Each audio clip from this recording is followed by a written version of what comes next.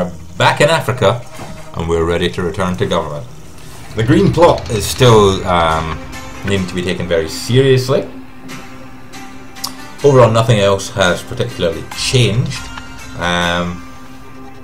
A veteran freedom fighter among our aging population of patriots who fought to free our country from occupation, he's won his case against our historic oppressors. An international court of law has determined that they were subject to abuse and torture and that they must be compensated. So patriots are happy, elderly happy, liberals happy. That is good. We're very, very happy with that. The global economy is doing well. We are ticking along quite nicely. Patriots are delighted, which suits me. We're now massively, massively, massively indebting ourselves. 700 billion per quarter coming in, 839 billion per quarter going out. So yeah, it's not great, but unfortunately it's necessary, I believe. Environmentalists and liberalists still hate us. I'm not really sure what I can do about that. You know, state schools, I just don't see how much more we can spend to try and educate our populace. Let's have a look. Adult education subsidies. Education is probably one of the single biggest things that we can do to try and increase our overall awareness. So if we were to spend more money here, another 5 billion here, skill shortage would go down, productivity and education both going up. So, happy with that. What else do we have? Liberals are still unhappy with us, and it seems that every policy we enact appears to aggravate the Liberals some more. In terms of income, our biggest income comes from the income tax, obviously. Then from government borrowing, which makes up the shortfall, which is currently 140 billion. In terms of our expenditures, our state health service and our state schools are our biggest drain on our economy. Farmland acquisition program. This is 75 billion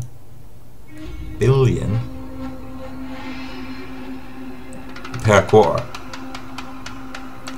And the only thing that it's helping is patriots. Everyone else seems to hate it. Environmentalists, rural, and liberals hate it. It only slightly increases patriots. I think this is a policy that needs to be scrapped. And while, yes, it's within 12 months of it being put in place, I think it's a policy that needs to be scrapped because, damn, it's expensive as well.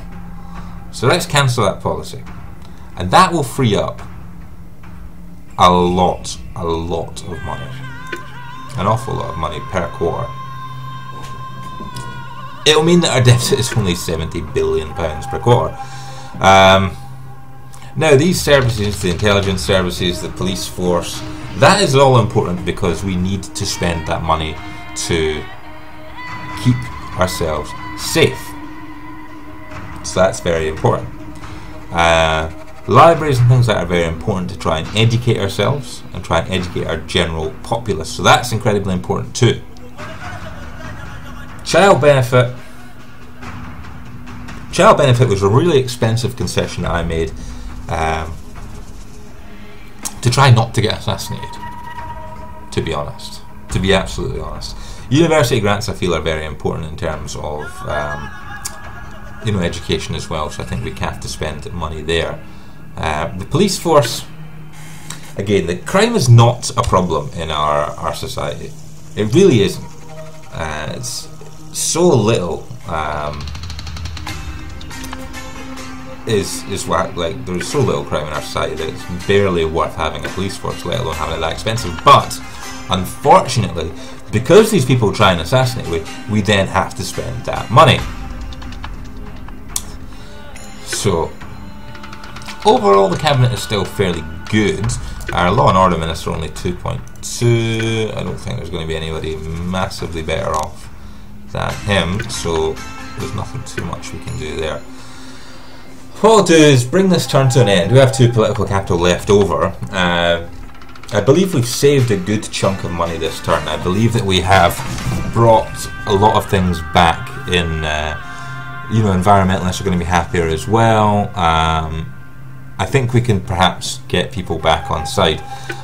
Population is now at its peak. 2.1% of people would vote for us.